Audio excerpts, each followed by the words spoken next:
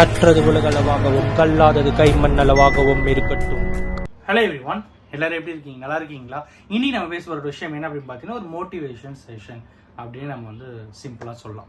எதனால அப்படின்னு பார்த்தீங்கன்னா, ரீசெண்டாக நான் வந்து நீயா நானா ஷோ, இப்போ லாஸ்ட் வீக்கோடைய நீயா நானா ஷோ பார்த்தேன். அது ஒரு பக்கம் வந்து படிச்சுக்கிட்டே வேலை செய்கிற ஸ்டூடெண்ட்ஸ், யங்ஸ்டர்ஸ், இன்னொரு பக்கம் வந்து அவங்களுடைய பேரண்ட்ஸ், கார்டியன்ஸ் அவங்களாம்.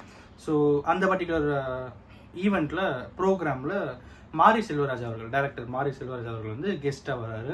அந்த ஹோல் ப்ரோக்ராம் வந்து நான் ஃபுல்லாகவே பார்த்தேன்.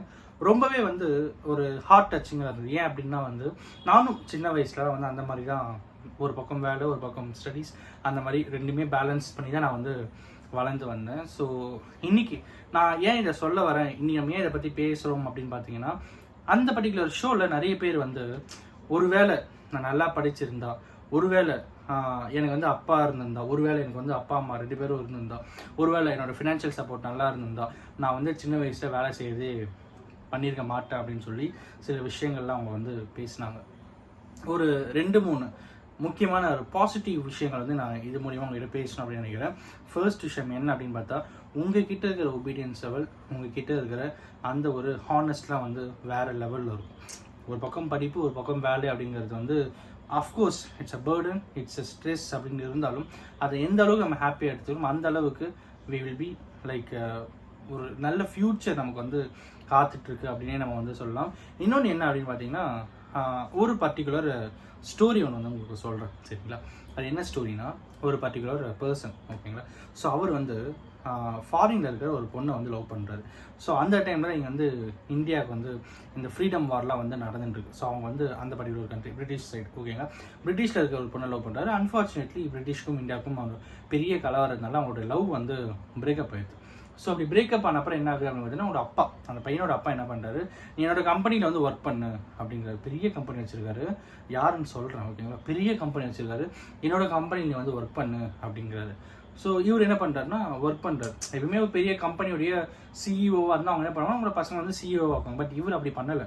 இவர் என்ன பண்ணார் அப்படின்னு பார்த்தீங்கன்னா, இவரை வந்து மினிமம் பாட்டம் லெவல்லேருந்து வேலையை வந்து வாங்க ஆரம்பிக்கிறாரு. அந்த பர்டிகுலர் கம்பெனியில் சின்ன வேலை, ஒரு சின்ன வேலை என்ன இருக்குமோ அந்த வேலையிலேருந்து ட்ரெயின் பண்ணுறாரு,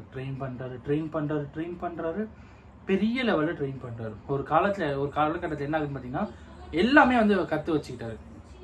அப்படி கற்று வச்சுக்கிட்டு அதுக்கப்புறம் அவன் பர்டிகுலர் பர்சனோட அப்பா என்ன சொல்கிறாருன்னா, இப்போ நீ வந்து சிஇஓ ஆகு அப்படிங்கிறாரு.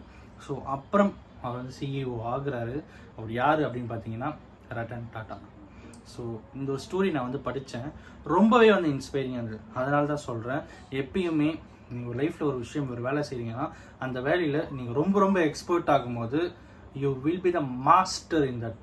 ஸோ அப்படிங்கிற ஒரு சின்ன ஒரு மோட்டிவேஷனல் விஷயத்தை தான் இன்றைக்கி நான் உங்கள்கிட்ட ஷேர் பண்ண நினச்சேன். இந்த மாதிரி நிறைய கஷ்டப்படுறவங்க நிறைய பேர் இருப்பாங்க. ஒரு பக்கம் வந்து படிக்கிறதுக்கு கஷ்டப்படுறவங்க, ஒரு பக்கம் வந்து வேலை செஞ்சுக்கிட்டே படிக்கிறதுக்கு கஷ்டப்படுறோம்னு சொல்லிட்டு நிறைய பேர் இருப்பாங்க. உங்ககிட்ட சொல்ல ஒரே விஷயம் என்ன அப்படின்னு பார்த்தீங்கன்னா, we are here to help everyone, and of course எல்லாத்துக்கும் மேலே ஒரு சொசைட்டியாக, ஒரு கம்யூனிட்டியாக நம்ம வந்து ஒருத்தருக்கு ஒருத்தர் கை கொடுத்து மேலே தூக்கிட்டு வரணும் அப்படிங்கிறதா வந்து இந்த சேனலுடைய ஒரு முக்கியமான நோக்கம். அப்புறம் ஸ்கேம் அவேர்னஸ், எல்லாத்துக்கும் மேலே ஒரு ரிசல்ட் வேணும்ல.